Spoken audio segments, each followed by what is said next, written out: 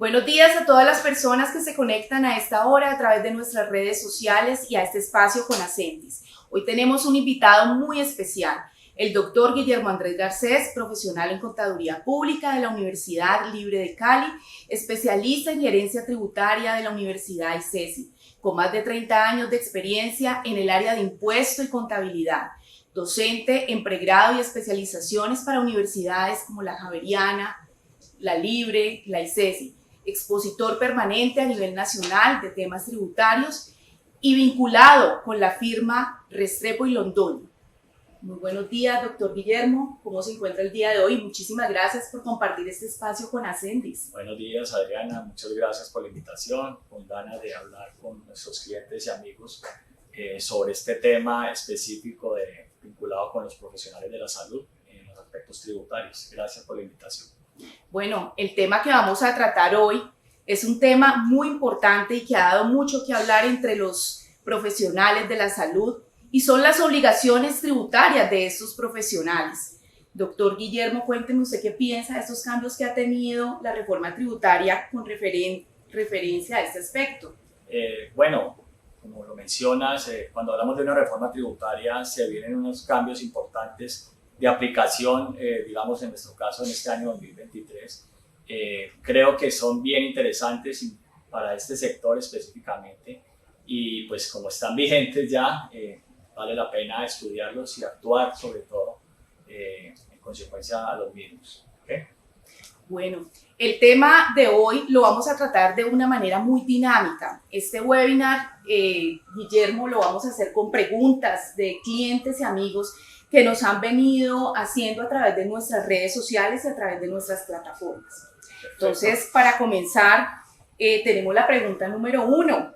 Dice, ¿qué tipo de obligaciones tributarias tienen los prestadores de la salud? Tanto de tipo nacional como municipal, bien sea personas naturales o jurídicas. Bueno, digamos, revisando las obligaciones que tienen este tipo de profesionales y como tú mencionas, personas naturales y jurídicas, pues principalmente es la del impuesto de renta, ¿cierto? Ellos son contribuyentes del impuesto de renta, es decir, deben tributar a nivel nacional. Recordemos que los impuestos nacionales los administra la DIAN. Entonces, la principal responsabilidad es en materia de impuesto de renta. En este año, algunos por temas patrimoniales pueden estar sujetos al impuesto del patrimonio. Usualmente no son responsables del IVA porque los servicios asociados a la salud humana no tienen IVA. Pues somos, digamos, contribuyentes del 4 por 1000, pues porque sabemos que no solamente los profesionales en la salud, personas naturales públicas, sino todos. Y digamos que ese sería a nivel nacional. A nivel municipal, dependiendo donde ellos se encuentren, pues la prestación de servicios médicos no tiene ICA, ¿no? Que es el impuesto de industria y comercio y su complementario de avisos y tableros. Por ser el ejercicio de una profesión liberal, en ciudades como Bogotá, este ejercicio de profesiones liberales sí tiene ICA, de manera que es muy importante saber dónde está ubicado. Y digamos a nivel municipal, pues aunque no tenga nada que ver con la práctica médica, sino con la tenencia de bienes, pues sabemos que está el impuesto predial. Digamos que de manera general, estas serían las obligaciones que tienen estas personas, ¿vale? Ok, entonces, para redondear, podemos decir que los prestadores de la salud, por ejemplo, los médicos, ellos están excluidos del IVA. De acuerdo, con la prestación de los servicios asociados a la salud humana no tienen IVA, de manera que son excluidos. Sin embargo, es importante, Adriana, mencionar que cuando estas personas, digamos al interior de su clínica o al interior de su consultorio, venden algunos insumos o prestan otro tipo de servicios que no están asociados a la práctica médica, pues puede hacer que se vuelvan responsables del IVA, de manera que hay que estar atentos con eso. Un ejemplo, servicio de fotocopiado o que vendan algunos insumos, digamos, médicos que estén grabados, etcétera, de manera que hay que mirarlos. Algunos temas odontológicos también. Entonces, cada uno concentrado, digamos, en sus actividades, ¿vale? Ok, ahí de pronto también otra duda para los médicos es si están excluidos del ICA a nivel nacional. Bueno, como te mencionaba, el impuesto de industria y comercio recae principalmente por actividades industriales, comerciales y de servicios, pero el ejercicio de las profesiones liberales como tal no tiene ICA. Es decir, que un médico ejerciendo su actividad profesional no es sujeto al impuesto de industria y comercio y su complementario de avisos y tableros. Usualmente, como te decía, hay ciudades como en Bogotá, donde hay una norma especial. Recordemos que el ICA está en los acuerdos municipales, ¿cierto? Y entonces, específicamente en Bogotá, el ejercicio de profesiones liberales sí tiene ICA. ¿Okay? Ok, muchas gracias. Continuemos con la segunda pregunta.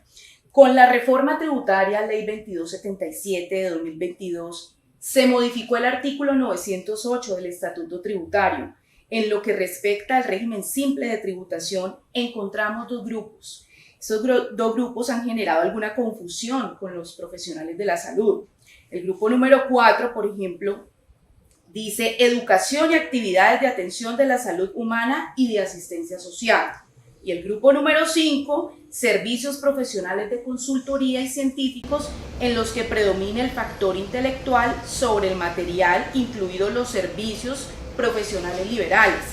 De acuerdo con esto, ¿cuál es la diferencia entre estos dos grupos? ¿A cuál pertenecería el sector de los profesionales de la salud? Perfecto, Adriana. Es muy importante esa pregunta porque, como tú mencionas anteriormente, los profesionales de la salud hasta el año 2022 estaban incluidos dentro del simple con las actividades de consultoría y con las actividades de ejercicio de profesiones liberales. ¿Ves? Estaba incluido ahí. Ahora lo desagregaron, como tú lo mencionas, y los profesionales de la salud están en un grupo aparte, ¿ve? De los de consultoría. La diferencia es que las personas que quedaron como profesionales de la salud pueden, inclusive los límites de ingresos son 100.000 VTs. ¿Ves? Recuerda que la VT ya cambió para este año 2023. Entonces, si un médico está dentro de esos límites, puede seguir ejerciendo su actividad. Si es otro tipo de profesional, va a estar en el otro grupo que nos mencionaste, ¿cierto? Y los límites para estos otros profesionales, sean pues, contadores, abogados, ingenieros, arquitectos, cualquier otra profesión, van a estar limitados a 12.000 VTs. De manera que muy atentos las otras personas naturales o jurídicas, ¿cierto? Que están en consultorías y ejercicio de profesiones liberales, porque los limitó el régimen simple a 12.000 VTs. Los médicos, que digamos es de quienes estamos hablando ahora, o las personas que prestan servicios de salud, sí están dentro del límite de las 100.000 VTs. Y otra de las cosas importantes es que las tarifas bajaron pues, significativamente. Si ustedes comparan las tarifas del grupo de la consultoría que estaban hasta el año pasado, son relativamente superiores a las que tenemos ahora los médicos y profesionales de la salud. Entonces eso es un incentivo también para el régimen simple. Te hago pues una adición a lo que estamos hablando, Adriana, y por estos días está la DIAN enviándole inclusive a muchas contribuyentes invitaciones para que se pasen al régimen simple. Vamos a hablar un poco más adelante de cómo se debe hacer ese cambio, pero es un tema, digamos, de actualidad, de manera que atentos no solamente los profesionales en salud, sino todas las personas que puedan estar dentro de los 5 grupos que quedaron establecidos en el régimen simple de tributación. Entonces, Guillermo, en ese orden de ideas, los profesionales de la salud pertenecerían al grupo número 4, educación y actividades de atención de la salud humana. Perfecto.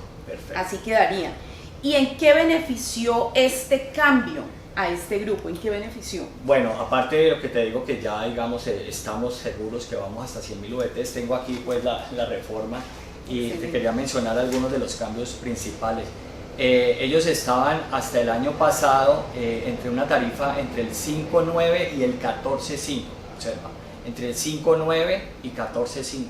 Las tarifas del régimen simple ahora para este grupo quedaron entre el 3.7 y 5.9%, de manera que ahí ya hay unas consideraciones especiales, ¿cierto?, para este sector. Bueno, muchas gracias, esta parte ha quedado muy clara. Entonces continuemos con la siguiente pregunta. ¿En qué momento un profesional de la salud tiene la obligación de facturar electrónicamente? Bueno, quiero decirte que ellos, si están vinculados con el régimen simple, la obligación de facturar electrónicamente es inmediata. Desde el momento en que se hacen los cambios, de los que vamos a hablar un poquito más adelante, desde ese momento ya esas personas son facturadores electrónicos. Si el profesional de la salud no está vinculado al régimen simple y es una persona natural, hay unos topes establecidos para estar obligado a expedir facturas electrónicas, ¿cierto? Y si se trata de una persona jurídica, sí, desde el primer momento, las personas jurídicas deben expedir facturación electrónica. Entonces, uno de los requisitos muy importantes del régimen simple, aparte de todos los que están señalados en el libro octavo del Estatuto Tributario pues hay unos requisitos de los ingresos, de los diferentes grupos en donde están, y el tema es la facturación electrónica. Como estamos hablando de formalidad, como el simple es una invitación a formalizarnos, dentro de esa formalización está facturar electrónico la totalidad de los ingresos generados en las actividades comerciales y profesionales de los vinculados al régimen simple. Bueno, o sea que eso quiere decir que los profesionales de la salud, si pertenecen al régimen simple, inmediatamente deben de empezar a facturar electrónicamente. Perfecto. De lo contrario, no lo harían. Y muy importante mencionar que es de la facturación electrónica, no tienen obligación de hacer nómina electrónica los responsables del régimen simple, que es un tema también que está en estos días de moda y que está implementándose por parte de las personas naturales y jurídicas, de manera que si estoy en el simple, así sea persona jurídica o persona natural, no voy con nómina electrónica, sí voy con facturación electrónica. Bueno, muchas gracias, continuemos. ¿Cuál sería el paso a seguir en el caso que un contribuyente, persona natural o jurídica, después de hacer sus cálculos, le favorezca optar por el régimen simple de tributación en este presente año? ¿Cuáles serían los tiempos y demás consideraciones? Bueno, Adriana, una pregunta muy interesante que esperamos irla pues como dilucidando despacio. Entonces, lo primero que tú mencionas ahí, o lo mencionas en tu pregunta, es después de hacer los cálculos. Entonces, cuando tú hablas de los cálculos, la invitación puede ser incluso con el año que acaba de terminar. Revisen cuáles fueron los ingresos, revisen cuáles fueron sus aportes a seguridad social como persona natural, y comparen el régimen ordinario, que es en el que venimos, en el que se depura la renta, en el que se restan los costos o deducciones, o si toman la opción de la renta exenta y las deducciones que estaban establecidas hasta el año grabable 2022. Entonces, como ya tenemos los factores para hacer esa depuración, hagan el cálculo del impuesto de renta y compárenlo como si hubieran estado en el régimen simple, y verán que la diferencia es, pues, con toda seguridad, a favor del régimen simple. Entonces, lo primero que dices, Adriana, es después de hacer los cálculos, si ustedes la decisión es optar por el régimen simple, bueno, tienen hasta febrero 28 para hacer los cambios, para inscribirse en el RUT, hacer esa modificación en el RUT y empezar a trabajar en el régimen simple. No podemos durante el año estar en el régimen ordinario un tiempo y en el simple otro tiempo, ¿no? Es o el régimen ordinario, que es el habitual, o el régimen simple, que es un régimen alternativo, opcional, en este caso para los profesionales de la salud, sean personas naturales y jurídicas. Primera consideración. Segunda, si yo soy un profesional de la salud que apenas me acabo de graduar, o me gradúo, digamos, en abril o mayo, y empiezo a trabajar en este año, a partir de ese momento yo puedo entrar al régimen simple directamente, independiente que ya hayamos pasado el 28 de febrero, ¿ves? Mientras que si soy una persona que venía el año pasado en el régimen ordinario, sí, después de hacer dichos cálculos, hasta el 28 de febrero tengo tiempo para pasar. ¿Está bien? Perfecto. O sea que para optar por este régimen, lo primero que se debe hacer es como un comparativo, digamos, versus el régimen simple versus el régimen ordinario. Esa sería como primera opción. Usted de pronto mencionaba algo sobre el flujo de efectivo. ¿Qué tiene que ver esto? Perfecto. El tema es que este análisis no debe ser únicamente pues mirar la cifra del impuesto a cargo, ¿cierto? Que puede favorecer el régimen simple, sino mirar un poco las consideraciones. Hablemos de las personas naturales. Usualmente los profesionales de la salud, cuando hacen su declaración de renta, entonces juntan los papeles, digamos, sobre junio, julio, y esos vencimientos envían entre agosto y octubre, ¿ves? Y es una declaración al año. Todos los meses, pues las entidades agentes retenedoras les efectúan retención en la fuente a ellos, ¿cierto? Sin embargo, si tú vas a optar por el régimen simple, va a haber un cambio en el tema del cumplimiento de las obligaciones con la DIAN. ¿Por qué? Porque después de inscrito, después de empezar a manejar la facturación electrónica, a mí me toca hacer 6 anticipos durante el año. Por cada bimestre yo debo incluir en un formato de anticipo de régimen simple los ingresos del bimestre y hacer los cálculos respectivos para pagar. Es decir, que tengo que hacer 6 desembolsos a lo largo del año correspondientes a los anticipos del régimen simple. Y al final hago una declaración de renta de régimen simple en la que consolido todos los ingresos del año, las depuraciones del año. Seguramente el impuesto ya lo he pagado vía anticipo, por eso hablamos de flujo de caja, ¿cierto? Y hago las otras inclusiones que tiene el formulario de declaración anual, ¿cierto? Como es todo el tema de la renta, como es todo el tema de los activos, los pasivos, si hubo ganancias ocasionales también están incluidas allá. Y pues muy seguramente a lo largo del año, como ya he pagado el impuesto al final, cuando haga el ajuste sobre el cálculo anual, no bimestral, pueda que me dé incluso hasta un saldo a favor. ¿Ves? Entonces ahí lo que hay que hacer, hay que estar en comunicación permanente con el contador, con la persona que le maneja todo su tema tributario, porque de una declaración anual van a ser 6 anticipos en el año, ¿vale? Entonces esas serían las consideraciones, estar atento con las fechas. Ya salió el decreto de vencimientos y tienen que tener marcado entre sus obligaciones, aparte de pagar la seguridad social y las otras cosas que ustedes tengan en el ejercicio de sus actividades profesionales, esas fechitas que sí son claves, porque uno de los requisitos del régimen simple para permanecer en el régimen simple, perdona que me extienda acá un poco, para permanecer en el régimen simple es pagar oportunamente los anticipos. Y adicionalmente, si tú no cumples con los requisitos del régimen simple, pues la DIAN te vuelve al régimen ordinario, ¿vale? Y con todas las implicaciones que eso puede tener, porque pagaste unos anticipos, son 2 impuestos diferentes, todo el tema de la formalidad de los formularios que están en la página de la DIAN. Entonces sí vale la pena ajustar eso, pero pues llevamos 3 años trabajando con Simple y creo que si eso se programa y se organiza bien, no va a tener ningún problema. Guillermo, ¿esos anticipos serían a partir del mes de enero? Bueno, no, fíjate que hay una cosa importante, les decía que el decreto de vencimientos ya salió, es decir, el bimestre enero-febrero no se paga en marzo, sino que se paga en mayo. Luego marzo-abril se paga en junio, pero ya el bimestre mayo-junio, ese sí se paga en julio, luego julio-agosto se paga en septiembre, así ahí está pues el cronograma, de manera que al igual que todos los vencimientos, no depende del último dígito de la cédula o del NIT. Aquí hemos hablado mucho de personas naturales, las personas jurídicas también pueden optar por el simple, se pueden trasladar, si venías en el sistema ordinario se pueden trabajar al simple, repito, con algo muy importante que tú dijiste, con los cálculos son claves.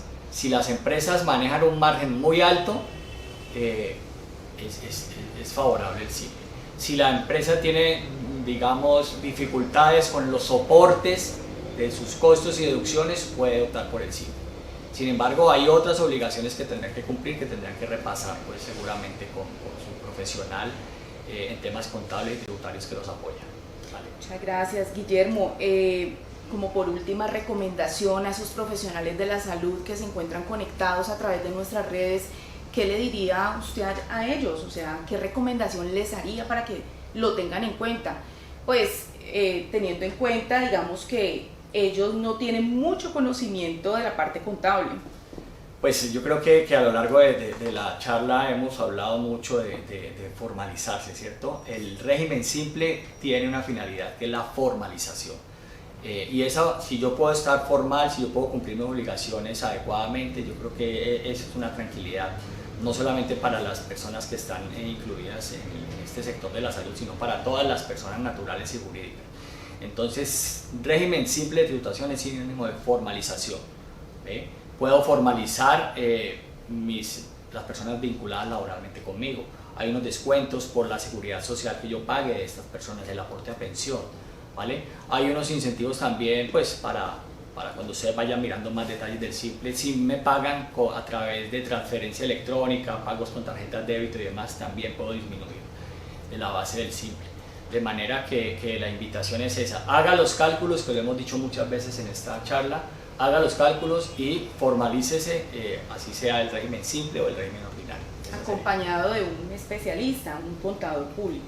Por supuesto, presidente. Bueno, muchas gracias, Guillermo, y así como lo dijo el doctor Guillermo, de acuerdo a todo lo que hemos hablado, pues deben de tener en cuenta todas estas consideraciones antes de tomar una decisión. Bueno, muchas gracias a todos nuestros clientes y amigos que nos acompañaron el día de hoy en este webinar, y a usted, Guillermo, por su valioso tiempo y por acompañarnos aquí en este espacio informativo de Ascendis, su casa. Bueno, muchas gracias, Adriana, esperamos haberle dado alguna claridad. y bienvenidos al Simple. Bueno, muchas gracias. No olviden, si tienen o requieren alguna información acerca de estos temas, no duden en escribirnos, que un equipo de expertos se contactará con usted. Síganos en nuestras redes sociales y recuerden, Ascendis, somos su decisión acertada.